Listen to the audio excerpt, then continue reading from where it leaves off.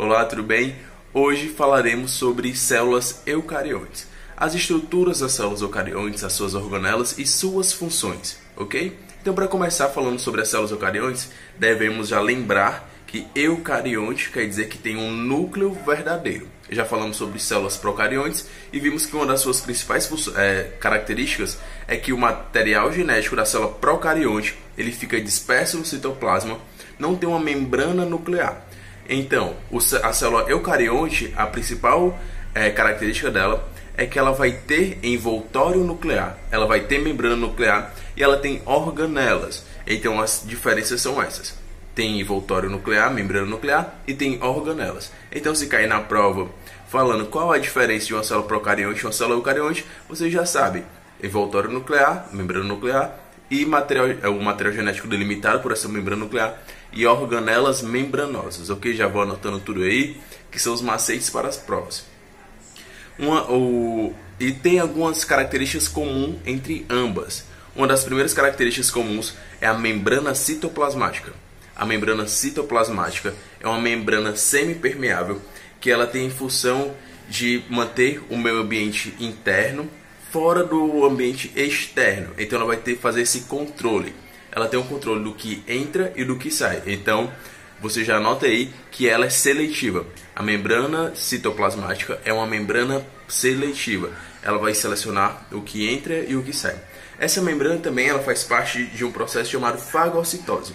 Essa membrana citoplasmática, na realidade, ela tem três processos: fagocitose, pinocitose e exocitose.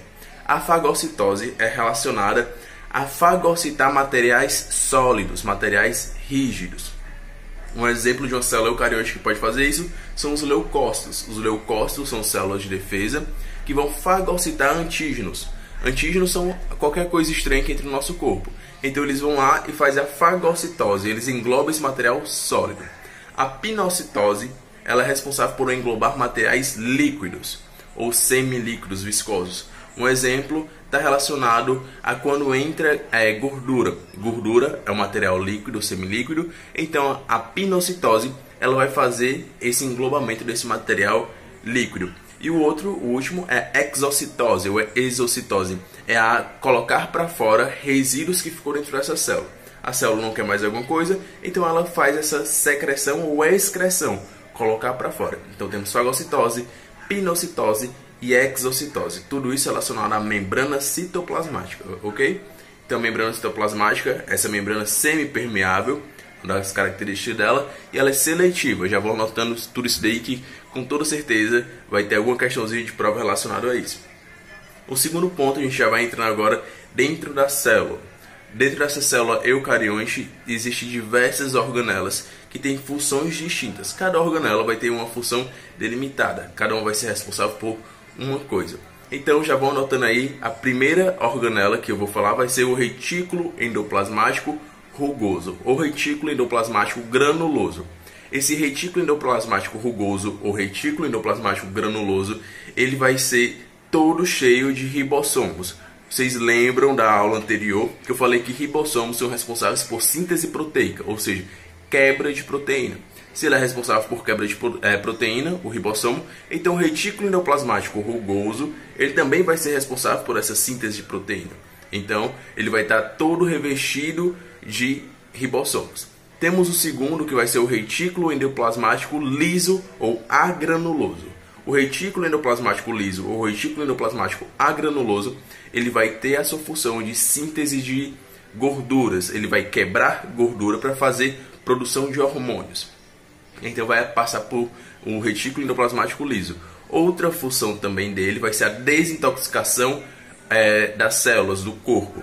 Um exemplo simples é quando você bebe álcool, quando você bebe a sua cerveja, a sua cachaça, vai tudo lá para o seu fígado. O fígado vai fazer esse metabolismo. Então vai passar pelo retículo endoplasmático liso. Esse retículo endoplasmático liso vai fazer essa quebra para que o corpo ele consiga absorver essa bebida. Então ele vai fazer essa separação para absorver a água, ok? Então já vimos duas organelas, retículo endoplasmático granuloso e retículo endoplasmático agranuloso. A gente vai agora falar sobre o complexo de Golgi. O complexo de Golgi ele tem a função de receber as proteínas que foram sintetizadas pelo retículo endoplasmático rugoso. Ele recebe pela um lado chamado face cis. Quando ele receber esse retículo endoplasmático, essa proteína, ele vai armazenar, ele vai separar e vai enviar para o canto que seja necessário. Então ele recebe, ele vai processar, ele vai envelopar e vai enviar para o canto que for necessário. Dentro desse retículo endoplasmático, dentro desse complexo de Golgi, ele vai fazer outra organela chamada lisossomos. Esse lisossomo, ele vai ter a função de ativar enzimas. Então ele vai pegar a proteína, dentro desse lisossomo o pH dele é mais ácido. Lembrando que o nosso corpo tem um pH básico, que vai ser em média de 7, então ele vai ter um pH em volta de 6.